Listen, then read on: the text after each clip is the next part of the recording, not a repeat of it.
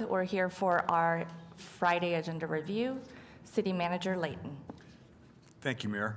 I do not have anything on the first page, just you have one speaker. On page 2, new business number 1, this would allow $101,000 to be collected in the SMID above the R&R rate to support downtown improvements.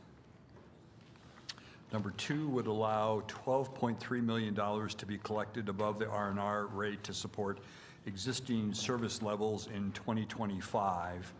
I just want to note that those levels reflect $11 million in adjustments the council has already made to the budget in order to have us balanced and living within the existing mill levy rate. Can you say that again? Sure. The last part of it is, so it would allow, I'll do the whole thing. It allowed $12.3 million to be collected above the R&R to support our existing service levels in 2025. And I wanted to note that approximately $11 million in adjustments have already been made by the council in order for us to limit our expenditures to the revenue generated from the existing mill levy rate. So, is this the number that we had back in the beginning of the year where we showed a much greater deficit in 2026? Correct. And remind us what the new deficit is for 2026? For 26, it's about $3.5 million, if I remember. I think it says 3.9 was the last I couldn't remember the exact. And that was after the $3 million from the reserve. Permanent reserve, yes. Yeah, okay. So you're balanced in 2025, but you've made about $11 million in adjustments for 25, 26, 27 in order for us to be where we are.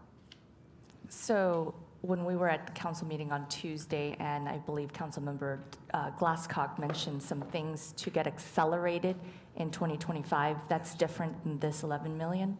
Yes, yes.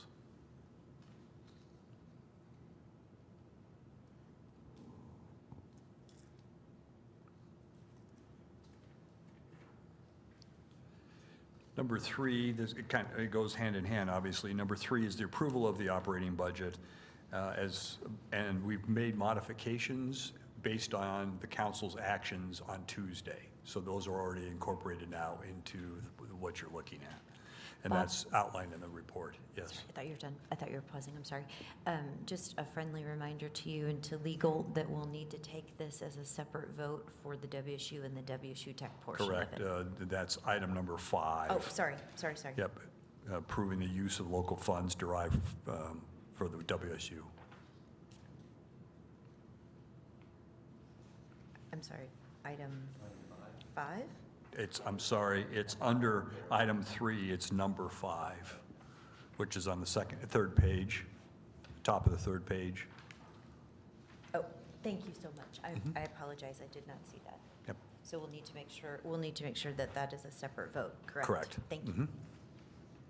So can 1 through 4 be one vote or Yes. one by one? Yes, Okay. 1 through 4 can be together. Thank you, Brandon. And then also, we're asking council to adopt the 2025 through 2034 CIP.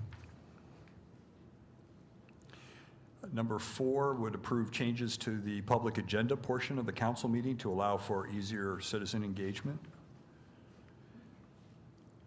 Number 5 would approve changes in the short-term rental licensing ordinances to address nuisance parties and to prohibit the hosting of underage parties. Sorry, I'm going to go back to number 4. Yes. This agenda item is from one of the proposals during city council member agenda items that Yes. then became an actual ordinance. Right, and now we're bringing it Okay. forward for your action.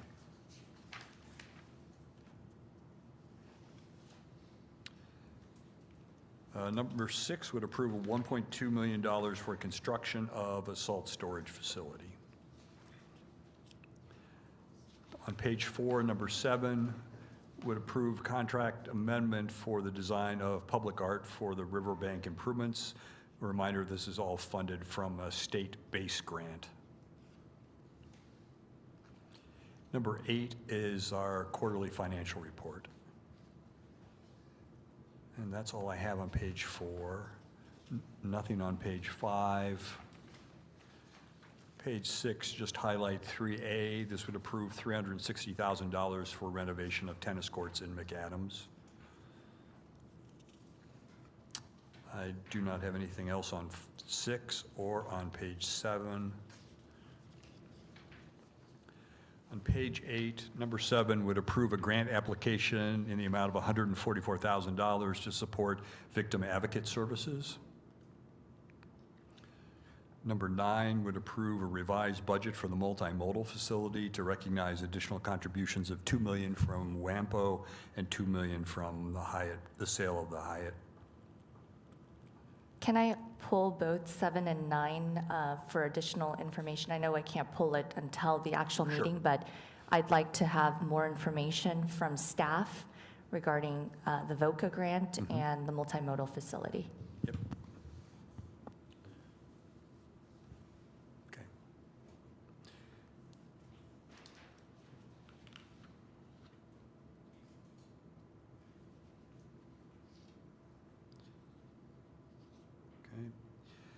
Okay. Number 11, it would approve the sale of $85 million in GO temporary notes and $68 million in general obligation bonds. That's all I have on page 8. On page 9, number 12 would extend the period for the closing on a sale of a, I'm sorry, got the wrong property here.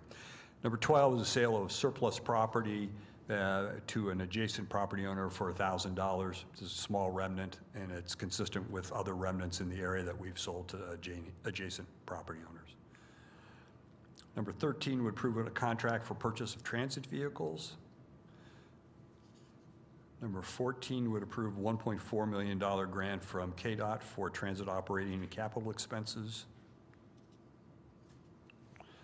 It's all on page 9. On page 10, 17, this would approve an extension of time for the closing on a former public housing unit. And 18 to 19 would approve sales of former public housing units. Mayor, that's all I have. Thank you. And a reminder, the council meeting is on Tuesday at 9 a.m., and that will be the final time before we vote on the budget. So we encourage community to come out, but also great opportunity for you to contact any of your council members as well as the mayor prior to that budget meeting. Any council members want to chime in?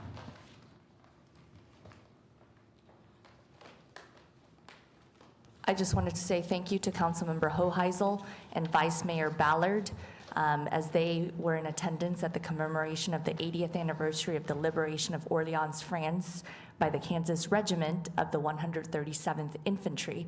Today is that 80th anniversary, and the Wichita Area Sister Cities organization is over at the Historical Museum commemorating this day. In addition, 4 members of their nonprofit organization are in Orleans, France, representing Wichita, Kansas, the United States at that 80th anniversary. So we want to say thank you to them and also safe travels as they return home on Sunday. With that, have a wonderful weekend, and we'll see you next week.